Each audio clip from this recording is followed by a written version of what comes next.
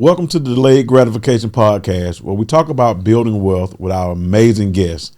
Today, like no other episode, we got our man, Demario Dailey on here, y'all. This is going to be amazing. I'm telling y'all. What's up, Demario? What's up, man? How you doing today? Man? Everything good? Yes, sir. Nice Special to see you, day today, man. Good to see you as well. Absolutely, man. Listen, man, I'll get started, man. I'm going to let you introduce yourself, but I got a good question to get started with. Can you tell us who you are? Well, my name is Demario. A lot of people call me Rio. I'm the owner of RBY Prints, in addition to a lot of other things. But we're going to stick on. I'm going to put myself in that box right now. We're going to come out that box a little bit. Absolutely. Listen, what does delayed gratification mean to you? I would say delayed gratification means to me the ability to withhold pleasure, knowing that you can do it, but not doing it because you have a bigger purpose or bigger goal or the bigger picture. For me, I've kind of like to stop and clap for myself every now and then. So delayed gratification, that's a word that I actually use. So it's like I look at it from, even though I can do something for myself, I'd rather kind of hold back until I reach my bigger picture. So that's what that is. I like that. Big picture, RBI Prints. Absolutely. Where did you start? Well, so I started originally, I did taxes. So my tax business was called RBY Tax. Okay. Meaning we can come to you or you can come to us. Either way, we right by you. Does RBY stand for something? Right by you. Right by you. So that means so in the tax world, it was either you can come to me or I can come to you. Either way, I'm right by you. So we used to pull up to people's houses, be like, hey, call your cousin, mama, daddy, sister, everybody come. And we do like a house full of tax returns, maybe 20, something like that. So that's kind of where the name came from. RBY. Because we were traveling to people's actual homes. How long ago was this? This was 2013, 14, 15, 16. I was in taxes for like 4 years. Okay. So at the height of it, I had 4 locations across the United States. We had one in Atlanta, one in Indianapolis, one in Cleveland. Well, 2 in Cleveland, actually. And I don't know, man, I kind of just got tired of it, I guess, more so. But what got you into taxes? Because you are a major printer. Right. So how did you get into taxes? And I know we're going to get to how we got to the printing, but where did you come from before the taxes? So taxes, man, I'm going to be honest, I was just searching for something to do. And, I have prior history, background stuff, criminal stuff that kind of prevented me from doing a lot of things that I was interested in. When I first moved to Atlanta, I wanted to be real estate. I didn't know you could invest in real estate without having a real estate license, but I couldn't get a real estate license because I have, prior record and stuff. I wanted to fly airplanes. I couldn't get a pilot license because I had a felony, stuff like that. Right. I didn't know that. Yeah. Well, you can fly private, but not commercial. Okay. Well, at the time, now I'm gonna say this was 2013. I was doing my research, so they might have switched up something now. I'm not 100% sure, but at that time, I couldn't do it because I had a felony on my record. So I just started looking at different things that I could do, and I found out that taxes was something I could do. I didn't even have to know how to do taxes, really. It didn't matter about my record. It didn't matter about anything. And then I started meeting people who were actually doing very, very well in the tax industry. Some people that were doing, 2,000-3,000 tax returns in a year. That's a lot. At an average of $300-$400 a tax return. So you do the math. You know what I'm saying? 600,000. Right. In the course of 3 to 4 months, though. It's not a whole year job. You see what I'm saying? So we work hard for about 120 days, and then you kind of set your deck up for the next year type of thing. So that's kind of how I got involved in it, man. Just kind of searching YouTube, not really YouTubing, but like I was on Craigslist, stuff like that. Just kind of looking for opportunities. So before the tax business, I know you said you had some trouble, some issues, but what did you want to be? Like, what was your goal? My goal was, so at the time when I was doing my street stuff, I didn't really know what I was doing. Like, I thought I was doing what I knew what to do. But when I went to jail, it was like, nah, I don't like jail. I just like money. You know what I'm saying? Like, I was just like, nah. Jail ain't for you. Jail ain't for me. I just like money. You know what I'm saying? How long were you in there? It's been a couple times I was in there. I'm gonna be honest. I never went to prison. Okay. But I definitely were like county time, county camp, stuff like that, little programs. Enough to make you know. Enough to be like, well, I don't really like this lifestyle. I just like the money that the lifestyle can give me. Gotcha. So that's kind of when I started researching. What are things that I can do to generate money? Not necessarily going to work for somebody, even though, if I did at one point, I was working at Metro PCS. Okay. I was actually the #1 salesman in Metro PCS. I only worked there for 60 days. Because you could sell. So, I could definitely sell for sure. So was that here? That was here. I was I was on Greenbrier. I was out in Greenbrier 30 days, and then I did the one was at Belvedere Plaza right over there on Memorial Drive. Yeah. So I did both of those stores. I would go back and forth from those stores. They were corporate stores or owners. Okay. So basically, I was kind of like the person when I came in. I started selling so much that they hadn't went to no sales trainings or nothing like that. So they started asking me if I could help train other salesmen. So I went to the other store, then I would bounce to another store and stuff like that. Gotcha. So I was really like a sales consultant more so than an employee. So you had the energy. Oh, absolutely. So why didn't you stick with Metro PCS? To be honest, man, I just wasn't in love with it. I wanted something, I'm very creative, and I wanted something that I was able to create something from my mind and be able to make it happen. So once I started researching ideas and researching stuff, like even with the tax thing, I worked at Liberty Tax for a month. It was like, y'all trying to give me $15 a tax return when I can make $250 or whatever. So I quit that and started my own thing and end up learning about a PTIN, learning about your ERO, how to get direct access to the IRS. So just like if you go to H&R Block, I got the same type of stuff as H&R Block got, but they got more money than me for marketing, of course. But we're pretty much the same company. Are you still doing taxes? Personal people, like people that's been rocking with me since the last 5-10 years. I don't promote it. I don't do anything. I get about 40 to 50 people a year. Okay. That's kind of just been sticking with me throughout the whole year. And roll with it. This is actually be the second year that I won't actually touch any tax return. I kind of train someone to do it, let them do it, pay them. But the people don't know. Well, I hope they ain't watching this now. It's all right. No, listen, man. Listen, we respect teams, though, man. Right. People respect absolutely teams. There's no way to grow without the team. Absolutely. So listen. So we're doing taxes. How do you get from taxes to printing? Like that's totally different. Right. So I started a clothing brand. Well, it was actually it's a brand anyway. It wasn't clothing at this point. It's called Passport Valid. Actually, I have it on right now. So Passport Valid is basically we take dope pictures around the world in front of monuments. We offer blog posts, give you ideas on where to go. And let's say you want to go to, say, Bangkok. I got a complete guide of everything that you would want to do in Bangkok. All the top restaurants, type activities, top shows, everything. Stores, everything. Say you want to go to Cuba. I've been to Cuba twice. We got a whole blog post about Cuba, what to do when you get there, how to get there, what's the best way to get there, But did this start from you just traveling? Or yeah, it started with me traveling. Like I just started traveling, and then I started, the first group trip I did was in 2015. We went to Dominican Republic the day that Floyd Mayweather fought Pacquiao. So we was down there on the water watching the fight. It was cool, and I basically 27 people came off of a text message. So out there, I got the idea, like, dang, that was pretty cool, So I sent out like a survey at the end and asked people, good or bad, what was your experience like? Now, the name of the company that I first chose was called Upscale Getaway. Mm-hmm. So people was like, the number one thing what everyone was saying was they thought it was going to be some luxurious something because of the name. So we were kind of like a 3-star, we wasn't at the Ritz-Carlton or nothing, but we wasn't at the Motel 6 either. You know what I'm saying? We was kind of somewhere just, cool, you know? So I was like, okay. So I came back and I just was like, man, if we can really figure this thing out, this can be something major. Like this was 2015. This is before everyone on Instagram taking pictures. So it was kind of hard to get content unless I was traveling. Because it wasn't a whole bunch of slew of people traveling. But now you can just get on Instagram anytime and find somebody and travel. You know what I'm saying? It wasn't like that 5-6 years ago. It was so that's 2015. That's 2015. Republic. So the first, you say 20 people came over. 27 people. Yep. And you made money by doing it. Absolutely. So I made money because I knew the guy who owned the hotel. So he basically gave us a package deal, an all-inclusive type of thing where they, food, drinks. I think we had like a party there or something like that. I can't remember exactly what we did. But he gave me a package deal, and I basically just put like an extra $100, $125. Pay for your trip. Pay for my trip and, my wife's trip at the time too. But the biggest thing about it was I understood how to take people out of the country.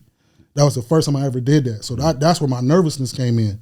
because a lot of people didn't have passports, so I facilitated that process. A lot of people had never been out of the country before, so I facilitated that process. So in that, I was real nervous on that, but once it happened, it was like, man, this is kind of cool. Like, so I just started doing more trips, started doing more things. But when I came back, I thought of a name. I was like, man, if everyone is kind of hung up on Upscale Getaway, what is another name that I could use to kind of transcend across that? Yeah. And I came up with Passport Valid.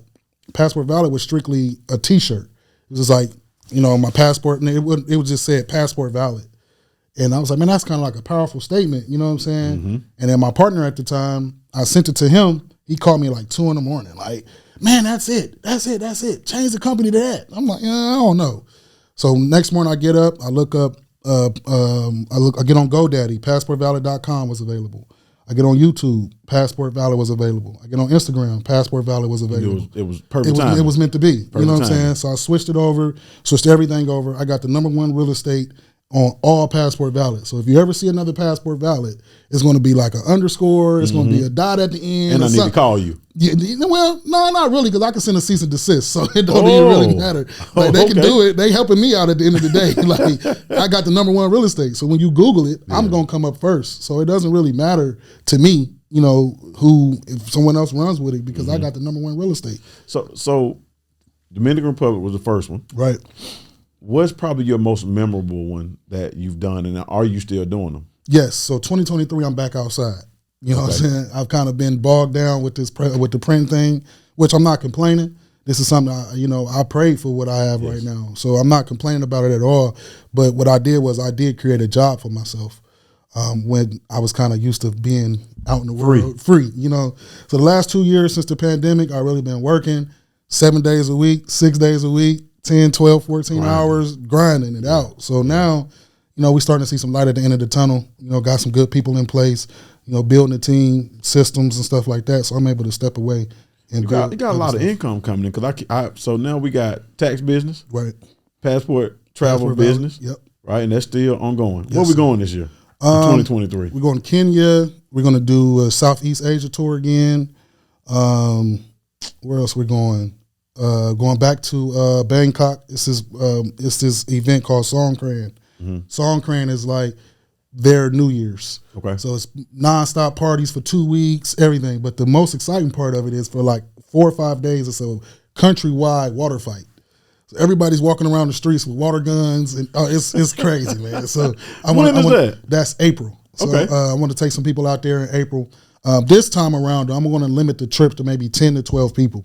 We got some new exciting things that we want to do with people, and it's kind of hard to do that with a big group of people. Yeah. You know what I'm saying? So now we want to, narrow it down some, give people more intimate experience, be able to, have more conversations, because the trip with 27 people, I really didn't get to talk to everybody. That's tough. How you doing, stuff like that. But as far as get to know people and get to know who they are and how, what they do for a living and stuff like that, I really wasn't able to do that because there's so many people and not enough time. And we need to travel, man. We need to travel. So now we got the passport business. Mm-hmm. How do we get to, because I've been watching you for a couple of years. Right. You printed some stuff for us. Absolutely. But you print money. Yeah.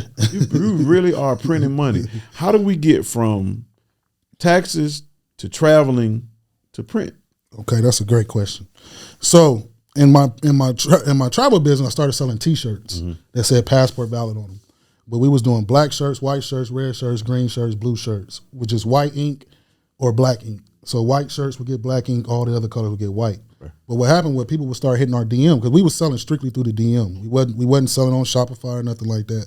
We were solely selling through the DM, and people would be hitting the DM up saying, "Hey, is there any way that you can, make me? I'm going to Dubai. Can you make me a shirt that has the Dubai colors, the flag colors, multiple colors?" Right. But I was doing silk screen. So if you know anything about silk screen, in order to change the color, each color is a screen. So if I had four colors on one shirt, I'd have 4 screens. So I learned about vinyl, where I'm able to cut out one shirt, cut and say if you were going to Dubai, he was going to Mexico, he was going to somewhere else. I was able to customize the shirts. So I found out about vinyl. Once I found out about that, we were selling, we were probably doing about, 75 to 100 shirts a month. Not nothing real. But you got to hand do those. Yeah. So I was doing this from my house, straight from the crib, like gotcha. busting them out. You know what I'm saying? So what ended up happening was people started asking me who was making my shirts because they was coming out nice. You know, most people were just used to it being white or black ink. But when they started seeing the different colors, they started asking me, who's making your shirts? I'm like, I'm making the shirts. So I started off making like travel shirts where like group travel. Let's say you got women going on a girls trip, their birthday trips or cruises or things like that. I just started making group shirts like that. So most of my orders was like 30, 40, 15 shirts, something like that because they're going on a group. So from there, it was just like, it just took it a notch up. It was just like people kept asking. I kept selling my stuff. And then came 2018, I met a guy. We got a local distributor here. This is 4 years ago. It's 4 years ago. Okay. 2018, I met a guy. His name was, I didn't meet him in person. I met him on the internet. His name is Neapolitan. You probably know him. He does like a lot of digital marketing stuff for people. I met him at a wholesaler here in Atlanta. It's called Alpha Broder. It's where you get all your t-shirts and stuff. So I overheard him talking to somebody about different garments and stuff like that, and kind of just asking people, you know, is this good garment? Is this good garment? So, you know, at this point, I'm a shark out of water. So I kind of hear him talking. I kind of like, hey, man, I don't mean to be in your business, bro, but but I'm in your business. But I'm in your business. You know what I'm saying? Did you know who he was when he was talking? So I didn't know who he was when he was talking, but when he started talking to me, I was like, man, I know you, man. You know what I'm saying? He was like, you do? I'm like, yeah. I'm like, you do something on the internet or something like that. So he started, he started feeling himself a little bit. I was like, said his name, Neapolitan Buyers. He was like, yeah, man, that's it, this and that. So me and him really was at the spot for like 2 hours. The spot had closed. We in the parking lot chopping it up. Like, this is a great conversation. Yeah. So from that conversation, he turned me on to these guys out of Texas. They were one of his digital clients. They were like selling t-shirts online. They had a sweet niche, man. So, like shows like Friends, Third Rock from the Sun, Drew Carey, they all went somewhere. Whereas it was like a bar, a restaurant, a bookstore, something. He would put that name of that stuff on the shirt and the name of the place where they went, and target those individuals that watched the show. It was genius, man. Like, dude, he was killing them too. So the first month I was working with him, like we probably did like 500 shirts. So I started working with him in October. We probably did for that whole month of October, we probably did like 500 shirts. November, we did 523 shirts, but it was all in 1 week. So I think he closed his website down, opened it back up for Black Friday. So from Black Friday to Cyber Monday, he sold 523 t-shirts. And we were doing them with vinyl. That's a lot of work. Yeah, cutting it out, weeding it, pressing it. So I had, all the area kids in my neighborhood. Got like 3 of them come, weed the vinyl out, I'll press it. But I got 3 women in my house. So that was kind of, it was a lot going on. There was a lot going on. You know what I'm saying? The school nights, weekends, I got people all in my house. Kids can't really, focus. So coming to 2019, we made an investment into our first brick and mortar. Okay. So that was where you came. I think when you came, we only had the one, when you came up. Yeah, just the one. So that was 2019. From 2019, man, it was still kind of just figuring it out. Like, we really didn't have solid plan. It was just, I knew I had to get out of my house because of my house situation. But I didn't really know what to do. You all in the kitchen making t-shirts. I'm everywhere. I got t-shirts over here, the equipment over here, I got trash over here. Like, it was crazy, man. And we had just moved into the house in 2017, so we got a brand new house. And you done started the business. I done started the business in the front of it. So needless to say, she wasn't feeling that. So did that put a strain on the relationship at all? Nah, not a strain at all. Okay. It was more so a relief. Because up until that point, man, I had been trying so much stuff. You know what I'm saying? I don't know, and I'm going to kind of take a left real quick, but like the major topic now is like 50-50 in relationships and all that type of stuff. It was a lot of time, man, my wife was going 90-10, and her way was 90, and I was doing 10. Wow. I'm going to be honest. You know what I'm saying? When I'm trying to figure out what I'm trying to do, that's why I did so many different things, so many different opportunities that I embarked on, because I was trying to change the dynamic. Did that make you feel less? No, not at all. It would have made me feel less if I was at home sitting on the couch playing PlayStation, didn't have any type of motivation, no type of ambition, no type of vision. Then I would have felt less than a man. But because I knew I know this isn't my final destination. Even where I'm at right now, this isn't my final destination. You know what I'm saying? Do y'all talk about that now? Do y'all Absolutely. What did she feel? What did she say she felt like?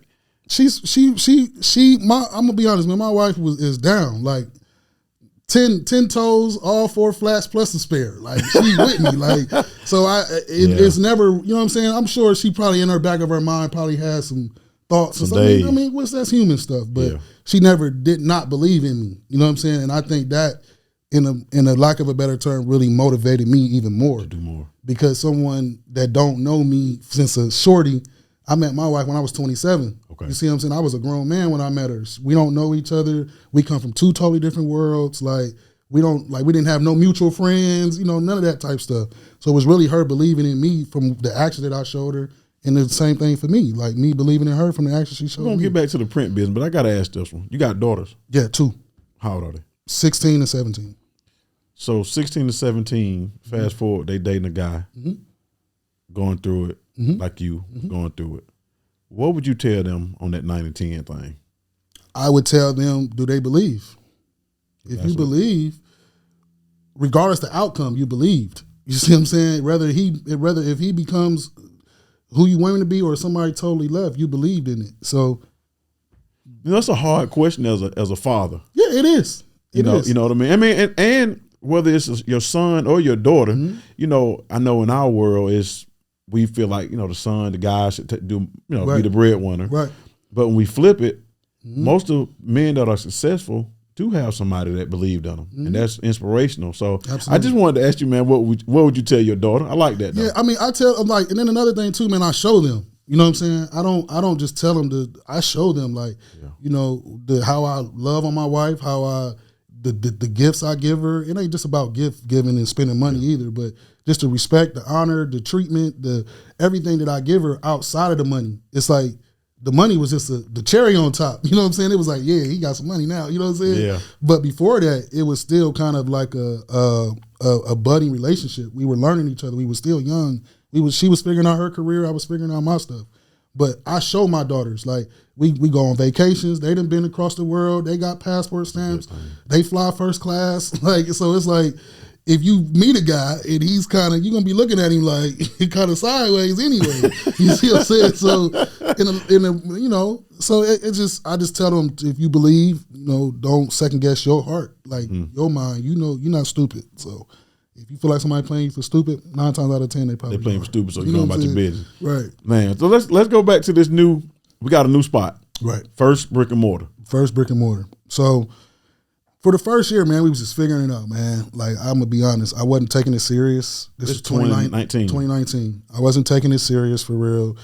The shop was more like a man cave for me, because I got women in my house. I don't got a basement. I don't have a man cave.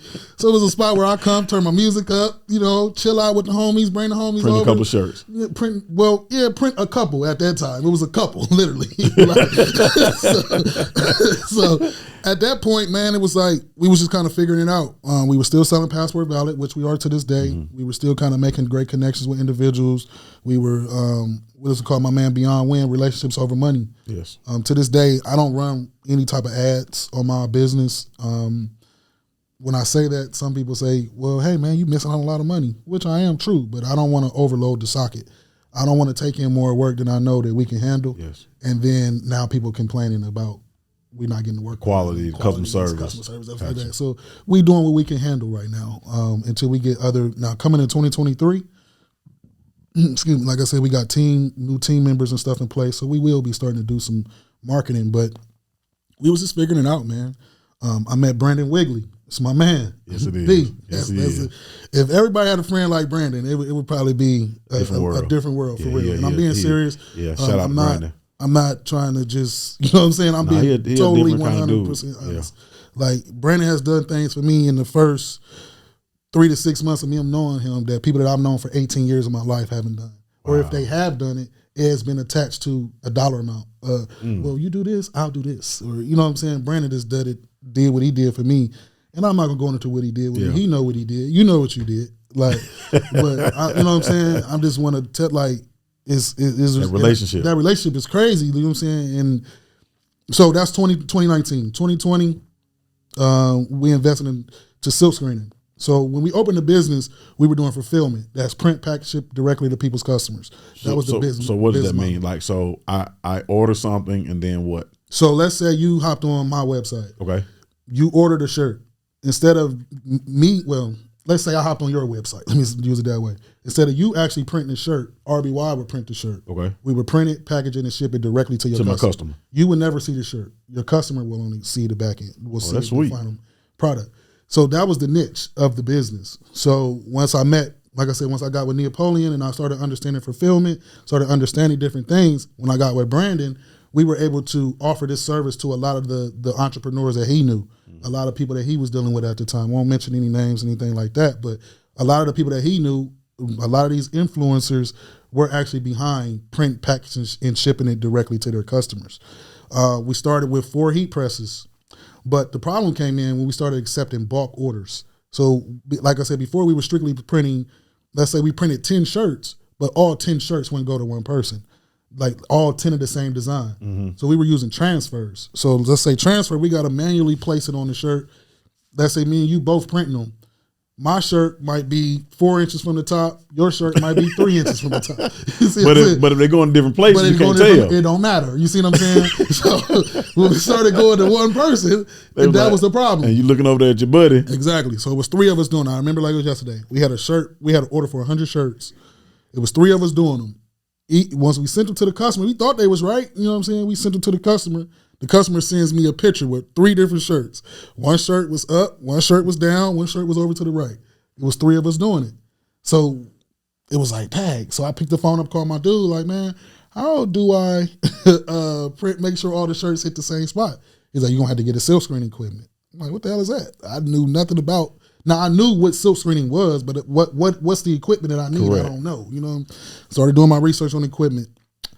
Maybe about a week or so later, I met a guy up at Alpha Broder again. Alpha Broder, the spot, man. It's the meat spot because that's where you get your discounted shirts and sweatshirts. So you meet printers like myself. Mm-hmm. You meet people like yourself that are business owners, but you also meet like carriers, people who just strictly run and pick things up. You also meet people who want to get out of the business, people who have machines or equipment or anything because they want to move on to something different. So that's exactly what happened. I met a guy up at Alfred Broder. He had a silkscreen manual set up for sale. We bought the manual set up. This was February 2020. It's right going into the pandemic. February 2020, yeah. February 2020, we bought the silkscreen equipment. We don't know absolutely nothing. Like, I don't know how to burn the screen. I don't know how to code it. I literally know nothing about it. We YouTubed it for about 2 weeks, figured out how to burn the screen, figured out how to get it set up, this and that. And then COVID happened. So COVID happens, I meet this other guy. Now, I met this guy in January. Well, no, maybe like December of 2019. His name is Charles. Shout out T-Shirt Millionaires. I met Charles. I was on the Lawrenceville hashtag. That's where we're located, in Lawrenceville. Okay. So I'm on the Lawrenceville hashtag, just kind of looking at people to market to, stuff like that. And I come across his picture. He has a profile picture of like a cartoon character, but then it's a picture of him, his wife, and his 2 sons. And I'm looking at the cartoon character. I'm like, that looks like him. I'm like, what does he do? You know, what does he do? So I go to his page. He ends up being like my prime target audience of what I'm trying to do for my fulfillment. This man has sold over millions of dollars on these different platforms with T-shirts. With just T-shirts? With just strictly T-shirts. So his I ain't gonna say his number one, but his top seller that he did was a Black Father's brand. So it was strictly for Father's Day. 17 days before Father's Day, he did over $600,000 in 45 days. In T-shirts? Just T-shirts. That's from youth all the way up to adults. So I met him in January. Me and him had a conversation. It was like, man, you know, how can you called him off the Instagram? So I actually, let me back up. I sent him a DM. Okay. He was like, hey man, what's up, bro? I see that you sell T-shirts, this and this and that. Hey man, I just opened up a print shop here in Lawrenceville. You know, I see that your brand is a black father's brand. I'm a black father, black owned company, this and this and that. He hit back instantly. Oh, we need to talk. So when he came, he was like, he was using fulfillment companies. And these fulfillment companies, they're not black-owned businesses. They're just whoever owns them. They're not black-owned. Yes. So me and him had a conversation, and in that conversation, he kind of exposed to me that he would love for his black-owned brand to be printed by a black father that owns his own printing company. So it made perfect sense as far as with me and him, the look and feel that he had for his brand, and then the value that I was able to bring to the brand. It was kind of like we instantly clicked just like that within 10 minutes. And that's one of my best friends. So he wasn't printing his own. He was just strictly doing fulfillment. Like what you were doing, like packaging, printing, sending it out. But he wasn't doing nothing. He was just posting on the internet, posting ads. The company, I ain't gonna say the company, but the company on the back end was doing the fulfillment for him. So me and him had a conversation. He was saying, how do I feel that I can handle shirts for his Father's Day campaign for 2020? I'm like, man, we can handle it. I had a guy, one of my friends down in Columbus, Georgia. He was the man. He had printing stuff in his backyard. He had an automatic in his backyard. So I'm like, man, hey, worst case condition, we're going to go to Columbus and get this order done. So Charles had I think it was 30,000 T-shirts that needed to get printed. In June? Well, yeah, for Father's Day. End of May, because Father's Day the 3rd. It was 45 days. It's like a 45-day window that he always prints it in. How many you said? 30,000? It was 30,000 T-shirts. That's a lot of T-shirts. There was no way in the world we were going to be able to print 30,000 T-shirts. But what he did do was he gave us an opportunity. So he started giving us 2,000 shirts, 1,500. I think the most he ever gave was 3,000. So at the end of the holiday, at the end of his sale period, which was the next day after Father's Day, me and him had another conversation, and he was like, "Man, I just don't know if I really want to do this fulfillment," because he was doing his own fulfillment. So at this point, he had got a space across the way, across from mine. From your space. Our number 2 is his old space, basically. Gotcha. So he was like, "Man, I really don't want to do this no more." This was 2020. Like, I really don't want to do this no more, man. This is the first year I ever did it. This is a lot of work fulfilling all this stuff, even though he wasn't printing. So I said, man, you know what? Maybe me and you should go into business. You know what I'm saying? I said, man. Selling again. ABC, always be closing. So I said, man, hey, man, maybe we should go in business together. I said, man, it'd be a great thing. I'm across the way. You right here. I can print. You could pick it up and ship right there. You don't got to go get U-Haul trucks and all that types of stuff. So he was like, man, really, man, I don't really know if that's what I want to do. I'm a creator, and I listen to what people say that they want to do, because you can't force nobody to do nothing. Correct. I want to work with people, and I'm not saying that we don't work together to this day, but I want to work with people in the capacity that they want to work in, not me trying to force you to work, and then at the end you're not looking at it if it's worth it or not. Correct. So to hear him say that, I was like, man, I understand that. So what you want to do? He's like, man, I would rather just get it out of this space and focus on building websites and this and this and that. Was this space bigger than yours? It's the same size. Same size, okay. So at the time, I had just bought an automatic machine. So the deal was for him to secure the place, run for his holiday season that he got now. Mm-hmm. I was going to buy an automatic machine, and then come 2021, we were going to get together and do the same thing, but just us. How expensive is the automatic machine? Total all in, I'm about 60. About 60,000 for the machine. Yeah, I mean that's everything though. Install. Okay. I get to that too. I didn't know none of that either. So you just went and bought a machine? Yeah, I just bought a machine, because I told him that I was gonna buy it. So I seen him buy the space. So I was like, man, I got to do my part. So you was gonna put the machine in his space? No, in my space. Okay, in your space. And then he was gonna use his space strictly for fulfillment, where he can, because he was using he was having U-Haul trucks for weeks at a time. So in addition to him paying shipping costs, paying employees, he had a truck note that he was probably paying $1,000 a week for, because he's riding down to different print shops, picking up all the shirts, all this and that. So you look up a month, you done spent the extra $4,000 just in fuel and U-Haul fees. So by doing business with me, we right across the hallway from you. We can just take a cart, a dolly, something, and push them right across the hall, right across the parking lot. And then his people come pick it up from his place. No, his people, they would print it. They would pack it in his spot, and then send it out. From his spot. So that was what we were building. But after everything was said and done, he was like, man, after doing them 30,000 T-shirts, bro, I ain't gonna lie, I'm tired. That's a lot of T-shirts. That's a lot of T-shirts. That's a lot of T-shirts. That's a lot. It is. I ain't gonna lie. And for someone who didn't do it previously, this is his first year. Most people don't start with 30,000 nothing on their first go. You know what I'm saying? Yes. Burn them out quick. Yeah, he burned them out.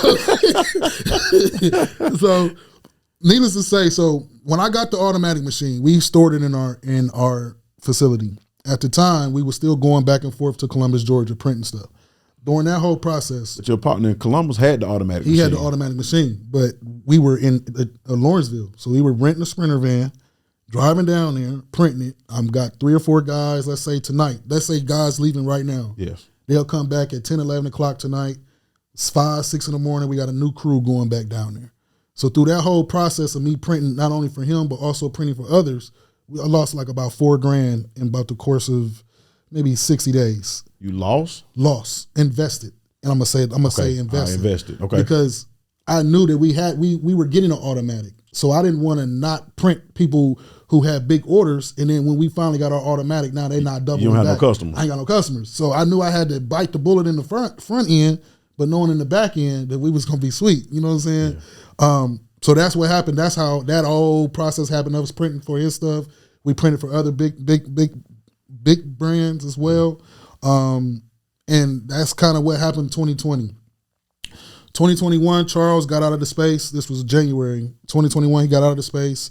We moved automatic into the space. How big? Because when I hear you saying you move, how big is it? Is it like really, really big? So one unit is, both units is 2,000 square feet, but one unit is 1,200 warehouse and 800 office. Okay. That's the one you came to. That's like our flagship spot where we got all the stuff all over.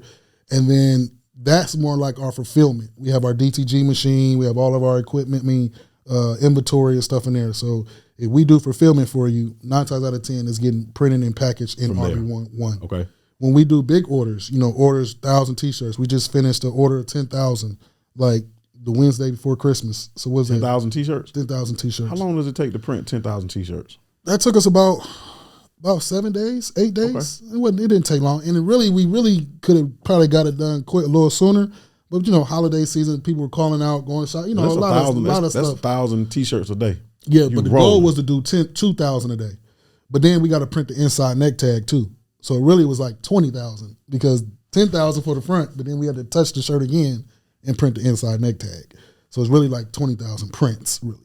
So you charge them based on prints. The impressions. That's what they call it, impressions. So they got 2 impressions on 10,000 shirts equals 20,000 impressions. That's a lot of printing. Yeah. A lot of prints. So 2021, now you got the machine. We got the machine. We rolling. We rocking. It's just a year ago. This was a year ago. We rocking and rolling, meeting people like yourself, got people coming through, just really shaking hands, kissing babies. Like at that point, like just kind of being cool. You know what I'm saying? Not really like, and it's the thing like you don't know what to do if you don't know what to do. So correct. A lot of the stuff was me not knowing what to do and kind of just me doing what I knew. You just jumped out there. Literally, bro. I just jumped out of there. And it's like now, this is our 4th year in business. Like in our brick and mortar, April will be 4 years. Yes. And it's like, it's a blessing, man. Like to not have everything all together, to go through the pitfalls that we went through, to experience the stuff we experienced, the learning curves, having to reprint, people mad at us, having to reprint their orders. And for us to be where we are right now is truly a blessing. I will say that. So let's go back. Was it a time that you ever felt like changing, just going straight back to taxes or the passport business, kind of getting out of this business? Yes, it has. I will say printing is something that you have to love. You have to have a passion for it. My passion has always been, I'm a creator. I've always created. So the fact that I could take something from your head, do some graphic works, and put it on a T-shirt, that's where I get my biggest gratification from. It's not the invoice being paid, even though the invoice needs to be paid. It's necessary, yeah. But it's necessary. But that's not where my greatest pleasure comes in. My greatest pleasure comes in when you give me an idea, our art team puts it together, we place that, either we build a website, we print a T-shirt or something, and when you see it, your reaction is what I do it for. So you got love for the print business. Yes, absolutely. Absolutely. I fell in love with it in 2 years. And it wasn't just about the change of my financial situation or what I'm able to do for my family. And that's all that stuff is great. But to me, that's bubblegum stuff. That's stuff that we have to have it. Like, we don't sit up and talk about water every day. We know we need water. You know what I'm saying? So Correct. Why do we sit up and talk about money every day? We know we need it. So for me, I like to operate on a higher calling. And for me, it was just my creative. I got to tap into my creative side.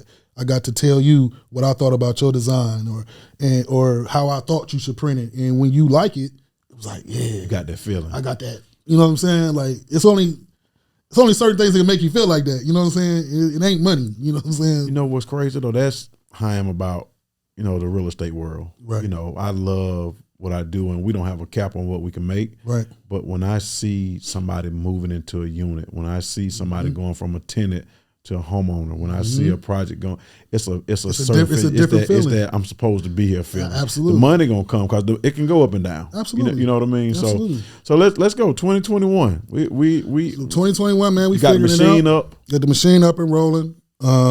Let's talk about the machine though, because I like when you say 60,000 for a machine.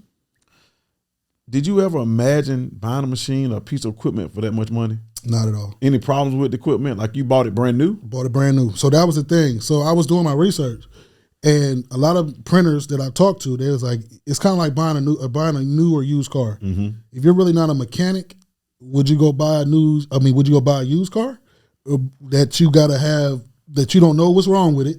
Now, in a hypothetical world, you would take a car to get looked at before you buy it, correct, of course. But you can't really do that with printing. You know what I'm saying? It's like if you're gonna buy it or you ain't. So it was like, if you don't know how to fix the machine, if you really don't know a lot about the equipment, why would you go buy something that somebody's trying to get rid of? That's going to cause you more stress, pain, money, this, that, da, da, da.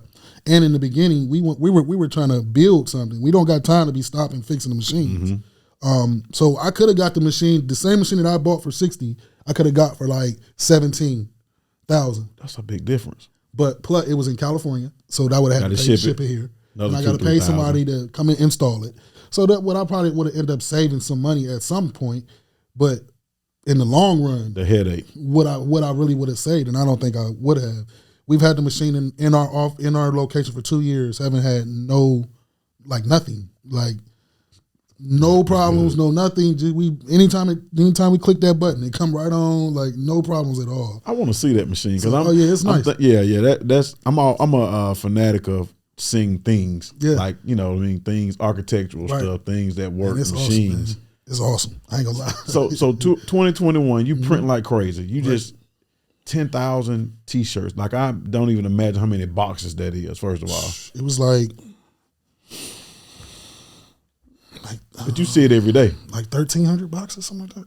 So give me one of your challenges though. Give me something that you've had that, again, not make you want to quit, but understand your growing pains. Because if you're going from 200 t-shirts to 10,000 t-shirts, what is your biggest growing pain? My biggest growing pain is team. You know, during the Great Resignation, during the pandemic, don't nobody want to work, man. Everybody was getting the free money, then doing, you know, it was a lot of things that was going on during that time. You know, the world shifted. They even coined it as called the Great Resignation, where people were quitting their jobs, starting their own businesses. Now, to me, I did a live on this too back then. I was like, this is wonderful. This is great for the printing industry. You got all these people that are going to need printing services. They're going to need t-shirts. They're going to need flyers. You was excited. I was excited.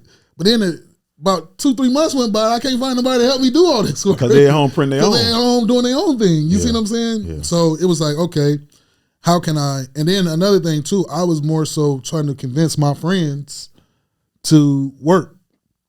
One thing about me, I like to offer opportunities to the people that's closest to me first. Sure. So that's what I did first. To people who didn't really, I'm not gonna say they didn't have anything going on, but they might have wanted a change of speed. Kind of like me. I was looking for something when I did taxes. I was looking for something when I did passport valid. Like, just trying to offer them something to do. Yeah. And from there, you know, growing pains from there. They get new people. Some people come and go. Some people come and go. You know, we had those championship conversations. You know, when you winning the championship, it's gonna be some cussing. It's gonna be some steam. You acting like Mike, punching people in the face, man. No, I wasn't punching nobody, but I was definitely acting like Mike. You got to be though, because it's your vision. But it wasn't more so just for the lack of like being mean or because it's my business. It was just like, I really believe in this. It wasn't about nothing else but that. And I think sometimes some people see greatness in you that you don't see. And that's kind of what I felt that I seen in some of my guys. It was like, y'all looking at it from the money aspect of how much money, not the impact that we can have. And then let's say we work hard like this. Next year, we might not got to work as nearly as hard, but we got to put down a foundation. We got to put down a system. So anybody that we bringing into this system, they already know what to do. But that starts with us. That doesn't start outside of us. So that was my biggest thing. How many people started with you, still with you? Two people. Okay. Yeah. So y'all still grinding? Oh yeah, we going, man. They working right now. How many people have you brought in though? Like right now, what does We're the team at 6 look people. like? Yeah, 6 people. 7 including myself. So you still work? Oh, absolutely. Yeah. I ain't there yet, man. I am not the guy that's gonna be out there talking about I don't do no work at all. Like, gotta work. I gotta work. You gotta work. Anything is work. You working right now, right? You doing your it ain't strenuous work, but you working, right? I'm sure there's probably other things that you would probably do. Let me say this though. When you say I'm working, I am working, man, because those that know me know this was work, but because we got a great team, it makes it a whole lot better for me, man. Because if I would have did what we're doing now with a podcast of this magnitude at home, I would have stopped on episode 2. Exactly. It might even made it. We may not have made it episode 2. Episode 1, when I learned what you have to do to have a successful podcast, when I watch these guys, and I'm like, man, they make it look easy. People like David Shands make it look so easy, bro. You do. But he put some work in. Oh, absolutely. You're not outworking him. Absolutely. You know what I mean? And so when you start talking about this space, you're right. I'm working, but it's a different kind of work. For me to grow, where I've been in business now over 28 years, things that I've had to learn is how to delegate, how to get the people, like you said, that's better than you at something, or people that's trainable, bring them on the team so that the team can grow. Absolutely. And that's where I am with this, man. So you're right. You're right. But it's a different kind of work, though. Because me setting up cameras, microphones. That's different type of work. But like my man that's did all this, to me, it seems like he liked doing this. So to him, this isn't really like work. He's amazing. But to me, if I had to do all this, I'd be sweating. I'm gonna quit. I'm telling you, man, quit. This ain't what's up. So I just think that when you know what I'm saying, when we finally find something that you like doing, yes, you got to go all in. It ain't like, I think a lot of times on the internet, we kind of get jaded by this passive income word. Yeah. Everybody's looking to get something for nothing. You got to be active at first normally. It has to be active first. Most businesses you got to be active in it, right? Unless you just know you're going to be I'm going to give somebody my money, they're going to bring it back. But most business, you got to be active. You got to be active. I agree. So that's my whole thing. Like I try to set a precedence. If I'm grabbing the trash and taking the trash out, you damn near should be picking up the trash and putting it in the trash can. You see what I'm saying? Like I don't say, oh, I'm the owner, I can't do that. I clean the toilet if I have to. It is what it is, because one thing I believe. So when you believe, you operate totally different than when you don't believe. When all you're here for is a paycheck on Friday.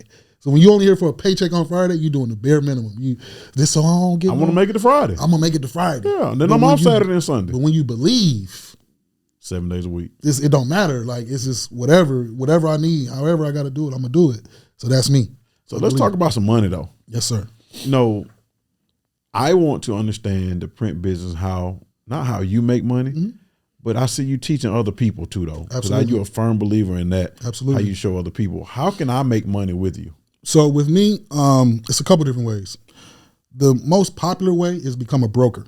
Okay. So that's what I was doing before I ever printed a T-shirt. How I learned the business. I learned it from the business side first.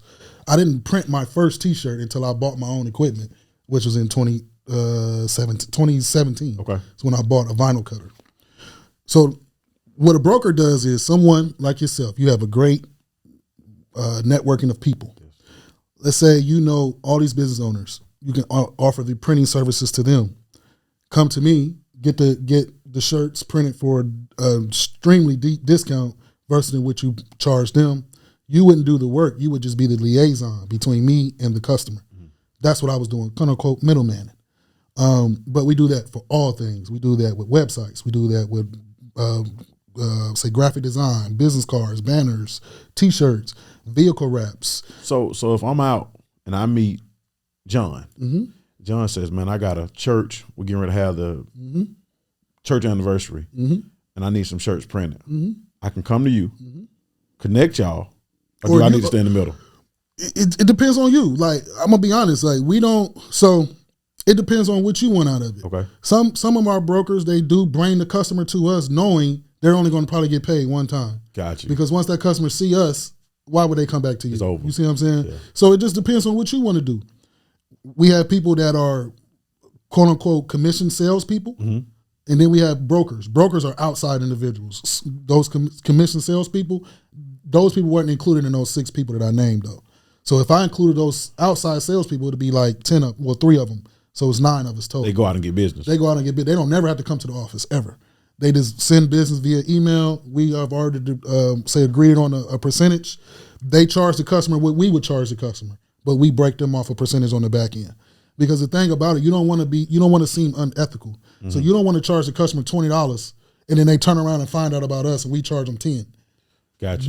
That's gonna make you look extremely bad. I can charge them $10 And we still gonna cut you on the back end, like, hey, look, this the percentage we gonna agree on. If the order is this size, this is the percentage. If the order is this dollar amount, this is the percentage.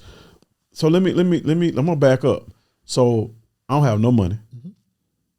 I can go out and bring you customers and get paid. Absolutely. Without having any money. I'm not gonna say his name because I got you. I know someone who was homeless. He was in Atlanta, Pine Street, sleeping in his car. Wow, finding stuff. Pine Street. Right. He's not there anymore, and that's because of printing. Because of printing. He didn't have no money. He didn't know nothing about nothing. He made enough money to get him an apartment. Now he still does brokering, but he also does other things too. He's like a Renaissance man. He does a lot of stuff.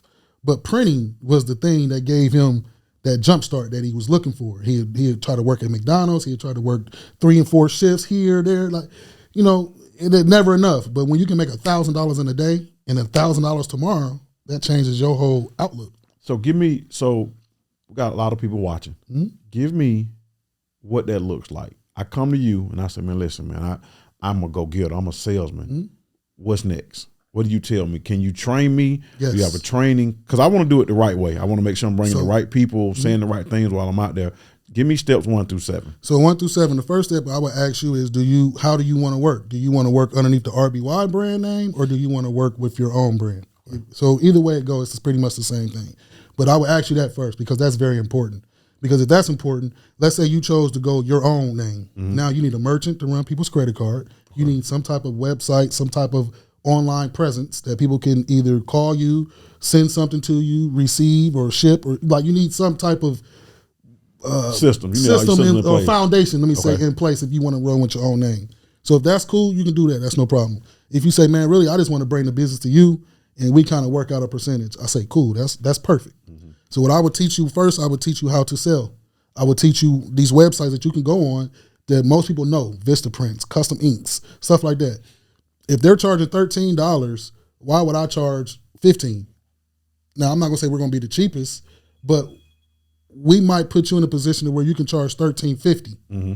knowing that they can get it online for $13, but because they know you, they trust you. That 50 cents. That 50 cents don't really matter. You see what I'm saying? So I will show you that. I will show you how to properly price your customers for whatever product that they're looking for. Most of the time, it's going to be business cards, flyers, banners, T-shirts, or printing some type of garment. Mm-hmm. Now the thing about the T-shirt printing is different variables. So how I said earlier, where we printed the front of the shirt and we printed the inside neck tag, that's a different cost than 2 colors on the front, a neck tag in the back. Mm-hmm. That's a totally different cost than just front. That's a totally different cost than front, sleeve, neck tag, folded in the back. You see what I'm saying? It's so many different options that you can go with. So I would kind of keep it basic for you. Like, okay, if it's a 1 color print, this is the cost. Now, we only print on high quality garments, like Next Levels, Bella Canvases, stuff like that. We don't really print on Gildan T-shirts unless the customer asks us to. For a cheaper T-shirt. For a cheaper T-shirt. Okay. And that's usually, we can determine that in the quote or in the inquiry. Hey, I got a family reunion next year. They're going to want some Gildan T-shirts. So they ain't wearing it but one time. They're going to wear it one time. Yeah. But I got a clothing brand that I'm selling this and that's going to be a higher quality T-shirt because you want your customers to have a good experience. So we talk about that. We talk about the garments. We talk about pricing. We talk about the different inks that you can use. We talk about the different processes that you would use, why you would use this process versus this process. Mm-hmm. So we have a DTG machine. What is that? What is DTG? DTG stands for direct to garment. Okay. So a direct to garment is like your at-home printer, but instead of a piece of paper, we use a T-shirt. So I can print one shirt. I could take a picture of you right now, snap, load it up in my printer and print it out. And that's one T-shirt. Okay. I wouldn't do that with silkscreen. Silkscreen is a long drawn out process. So we have a minimum of 36 shirts for silkscreen because it's a process. And like I said earlier, so let's say 1 color shirt. Let's say this design right here. Mm-hmm. This would be a 1 color. This would be 1 screen. So it would cost $30 for a setup. The setup is for me to burn this image into the screen so I can pull the ink through the screen to put on your shirt. So all of this stuff is what you need to learn before if I'm going out there if selling. you're going out to sell, because you don't want somebody to ask you a question and be like, hold on, let me call. Now you lose validity. You see, now they want to talk to me. They don't want to talk to you no more. You see what I'm saying? So I try to put people in different positions or different scenarios to teach them the information. So now I got my training. Now you got your training. So now the next thing to do, man, is kind of go out who do you want to attack. I say the easiest people to attack are people that's hosting events. You know, Atlanta's the event hub. It is. It's an event here this weekend. It's probably one today. It's probably a conference. Something goes on in Atlanta on a weekly basis that they need some type of printing services. A lot of time we don't look at printing as everything. Like the back of that TV, somebody had to print that sticker to put on there. That's printing. You see what I'm saying? This label, printing. This stuff on this, printing. You see what I'm saying? Anything that you can read with your face, with your eyes, that's, you know what I'm saying? That's printing. You see what I'm saying? So it doesn't, there's over 50, 60 different niches of printing. Some companies print, they don't touch a t-shirt at all. They strictly do vinyl wraps, or they do, window treatment, signage and stuff like that. Gotcha. So there's so many different ways that you can go about it. It just depends on who you're going to attack. So now I'm out selling. Get a customer, bring them right back to you. Bring it right back to me. Print it. How long it take for me to get paid? So we I mean, we want to know, man. I tell people treat me like Amazon. Like, pay me in full and then you wait, just like you do on Amazon. So if the customer pays in full, you get paid right then and there. Like, it doesn't, you know what I'm saying, based on the percentage. Now, the percentage is based on after we buy the shirts. Yes. So let's say you have $1,000 order, but we've had to buy shirts and that knocks it down to $750 or whatever. You're going to get a percentage of that $750, not a percentage of the whole $1,000. Gotcha. So it's like, not really profit, but after expenses type of thing. Gotcha. So you get paid the same day. I can really build wealth with printing. Oh, absolutely. Right. I know some people, my mentor, this guy made $23 million off face masks in 6 months of 2020. Oh, he took the $23 million off face masks? Off face masks. He had to print on them? Yes. 23 million. 23 million. Documented. He won the ink top something. You know what I'm saying? Like printing, and the thing about printing, man, it's not enough of us talking about it. We got people, like yourself. You talk about real estate. You got credit. You got funding. You got all of these other things, but printing doesn't make the list. So you got a course?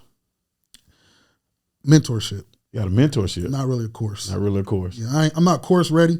I'm gonna be honest. I like more so one-on-one stuff. So, if you're looking to get into it, we can definitely do something like that. But as far as teaching a group of people, I'm not quite there yet. Not there yet. Right. We're going to get that, man. So that's the one thing that, and shout out to Steve. That's the one thing that I had to put in place because I'm like you. I'm hands-on. I'm out there in it. And when we did last year, we released Flipology. Well, this year, I'm sorry. In February, we released Flipology's Blueprint because you don't hear it enough. And so the stuff that I wanted to put out, instead of me touching everybody hand to hand, I can't touch enough people. Right. So we put out an online course and it's doing pretty good. And we're going to put it out there. We're going to do more because now I can teach the people the stuff that I want them to learn in the course. Absolutely. Then we can have a mentorship that's next level. So we're going to get that course out there. Man, definitely, man. Like I said, the biggest part for me is about learning the business. Yeah. Because I was making money in printing before I ever printed a T-shirt, ever. I was making brokering, period. Like, I know that like the back of my hand. I know brokering better than I know printing because I was brokering for 5 years. You see what I'm saying? I know where to go. I know how to make you, like, you're going to make some money. Like, it's just so hard not to, you know what I'm saying? Like, without saying the dollar amount, like, you're going to make 10 grand. No, I'm not saying all that. But I'm saying that people are going to rock with you. Like, you got people that trust you. You got people that trust you. You know people that trust you. Those are the people you start with. As with any business. It's an easy sell. I can yell to the top of the mountain. Who need printing services? And somebody going to yell back. Somebody be like, I do. You know what I'm saying? Because we're in Atlanta. Like, the home of the entrepreneurs. Like, it's easy sell. Like, it's easy. Like, I hate to make it sound like that, but it's easy. Like, I'm not doing no rocket science over here. Like, so it look like you in this for the long haul. Oh, absolutely. Go ahead. I'm sorry. No. What are your goals? Give me something that, like, next year. Tell me something that you're going to do next year. So next year is exactly what you're saying, the course stuff.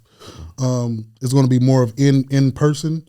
We're going to be offering courses on the classes on the weekend, teaching people how to silkscreen. With someone that maybe want to learn how to silkscreen but now don't know where to look to, they can come to us. We're going to teach you everything from A to Z about silkscreening, how to print a T-shirt, to where if you have the equipment at your house, boom, that's cool. And then also looking for a new facility. More real estate. Yeah, man, we're getting to the point now. We got to kind of figure something out. And I don't want to do just enough size. I kind of want to make it bigger than what we need. What does that look like?